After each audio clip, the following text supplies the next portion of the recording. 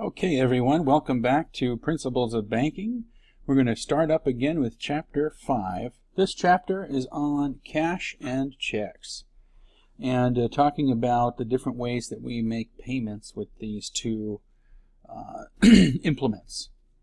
So the first is to talk about the cash as a payment system. Now, the legal tender of the United States is the Federal Reserve note.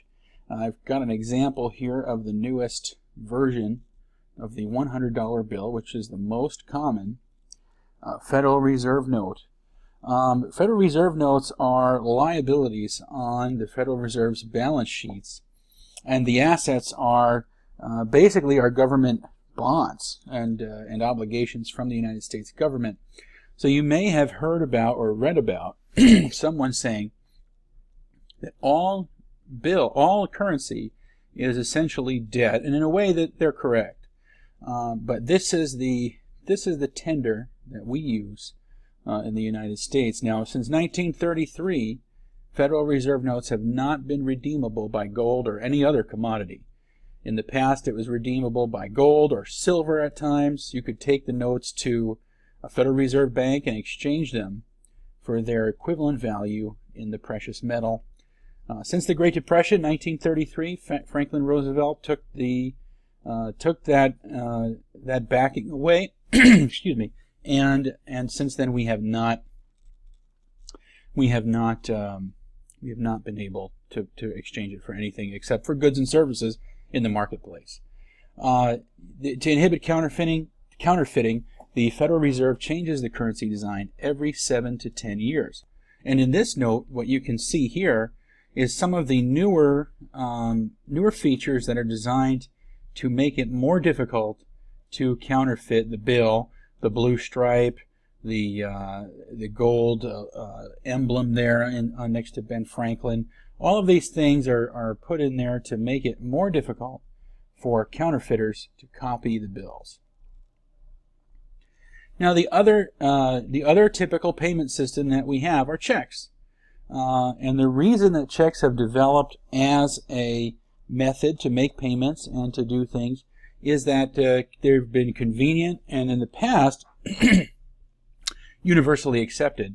Now, I put this little picture here that says, sorry, no checks, we accept cash or credit cards, just to sort of, show the way that the book, while accurate on most things, also is a little bit behind the times. And checks are not nearly as universally accepted as they once had been. Now it's more and more difficult to use checks to pay in a store or a business.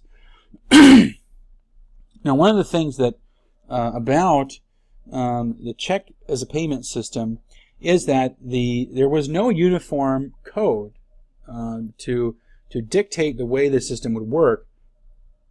So the Uniform Commercial Code is something that was developed to help make it possible to have a uniform set of rules for this process. Now, the Uniform Commercial Code is used for many other things at this time, and it helps to have a uniform system for also filing collateral filings on pieces of equipment or other business assets.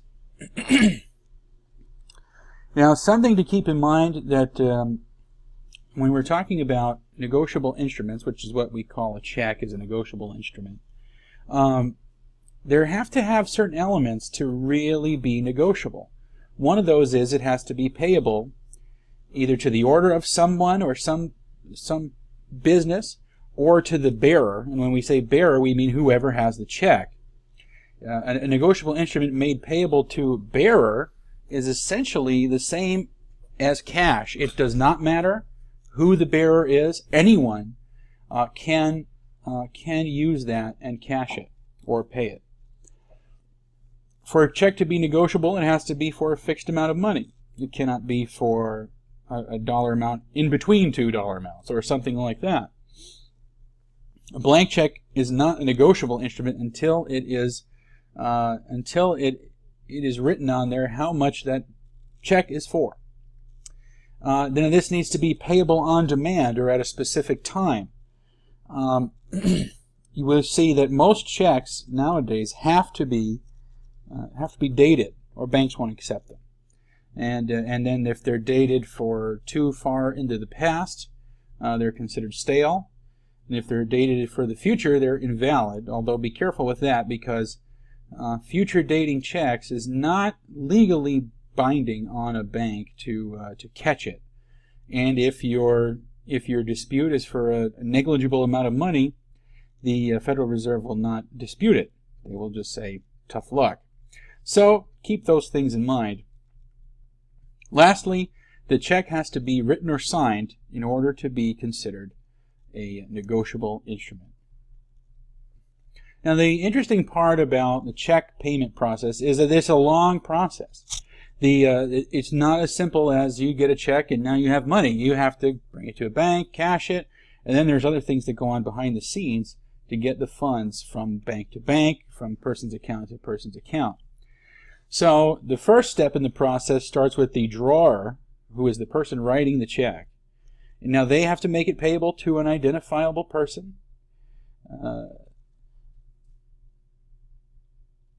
Now, when a check's made payable to an identifiable person, that person must be the one to negotiate the check. So if it's made payable to me, Tony Versandi, only I can negotiate the check. Now, if a check is made payable to or, so either Tony and Bob Smith, or if it says Tony or Bob Smith, a couple different things can happen. If it's made payable to both of us must negotiate it and endorse it on the reverse side. You'll see that we call that an endorsement. And if it's made payable to one or the other, then either of us might negotiate that check. Now, if a check is made payable to both of us with "and" in between, and one of us cashes it or pays it, there could be a dispute in place. Another example would be if it's payable to bearer. And if in that case, it's, like I said before, it is basically cash, and anyone may cash it. And then the last one was called holder in due course, and this one is a little different, because basically with a holder in due course, the person who is holding the check is showing that at some point they paid something for it, and they took it in good faith without any notice of anything wrong with it, any defenses against payment or other claims to the check. So that's a little bit. It's very rare to see a check payable to a holder in due course in the modern age. But really, what we're talking about, though, is that the check itself, the person who is the pay to party is usually the holder in due course. Now, they doesn't necessarily always have to have exchanged something in value to hold the check, but that is an example. But the other aspects, good faith, without notice, those are true. Now, the second step in the process is where the payee comes in. So the payee is the person that the check was made out to. So if the check was made out to me, the first thing I must do is I must accept it and endorse it on the reverse side in order to proceed with the process. And there's a couple, there's a few different types of endorsements. The first is a blank endorsement where the payee simply signs it and without any other instructions. The second type is called a special endorsement. And a special endorsement, in the book here it says, pay to the order of Harry Johnson, signed by John Q. Public. Now, in this order, the special endorsement, the payee has signed the check over to somebody else and transferred it. And this is all well and good, and it's perfectly legal, but it's very complicated. And most banks will start to get squeamish and look for IDs on everybody and all kinds of crazy things. If you ever have tried to sign over a check to somebody at Alaska USA, for instance, you would know that this is not a simple process. Another type is called a restrictive endorsement. Now, the restrictive endorsement's most common form is to say for deposit only, which would mean to say that no other use other than depositing into an account can happen. And most people, what they'll do is, and I would recommend this to all of you, if you receive a check and you sign it and you endorse it before you're at the bank, write for deposit only on there if you intend to deposit. Because in that case, the bank teller will not cash it for someone else, will not do anything with it except deposit it into your account. So that's why people use that. And then there's something called a missing endorsement, or a bank-provided endorsement, where you haven't signed the check, you've given it to the bank, they know you, they know that you intend to put it into your account, they stamp it on the back, and that is what we call missing endorsement. Now, the third step in the process is the depository bank. They've got the check now. So there's two different things that they can do. They can pay the check or they can cash the check. Now, these many people think that these are the same thing, but they're not the same thing. So paying a check is when a bank gives cash to a customer in exchange for an on-us check, and an on-us check is a check that's drawn on the same bank. So when you come to my bank, Denali State Bank, you bring in a check to be paid.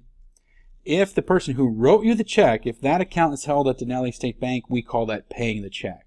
Now, if you brought us a check from somebody who has an account from Wells Fargo, that's called cashing a check, because that we are cashing a check and we don't know the realities of whether or not it's a good check, whether or not the account is open or closed, but you, and the only reason that we do this is to help you, who is our customer.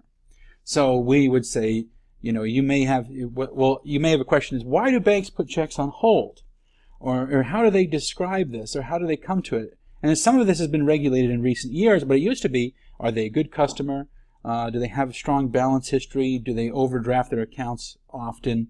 And if they do, we may say, you know what, we need to put this check on hold because the risk is there. Now, there's also something called wrongful dishonor, which is when a bank says we will not cash this check, and they should have. And I would review the book there. The next thing that the depository bank does after they've cashed it is they prepare the checks, proof the checks, and encode them. And what this is basically a series of things that we prepared the checks to be scanned. We call it item capture, and cleared through the Federal Reserve to get the money from the other bank. Now, the paying bank is the last step in the process.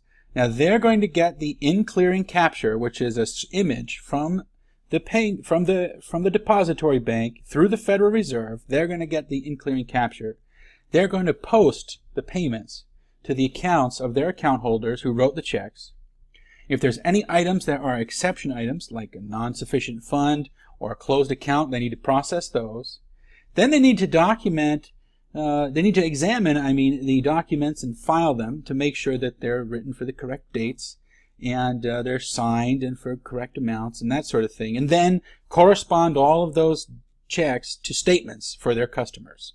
So it's a complicated process.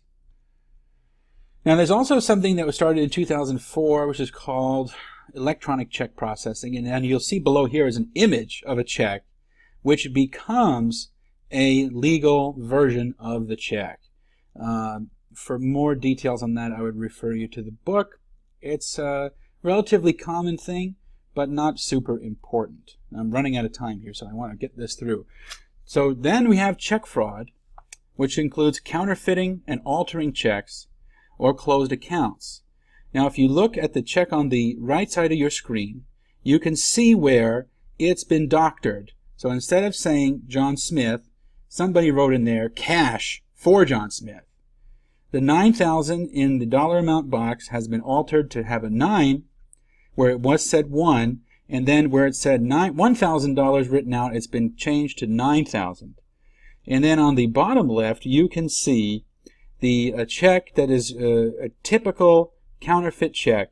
The stars after the written amount, the weird border, these are typical fake checks. you know I'm going to run out and I'm going to post a separate video for the last slide. So come on back and tune in.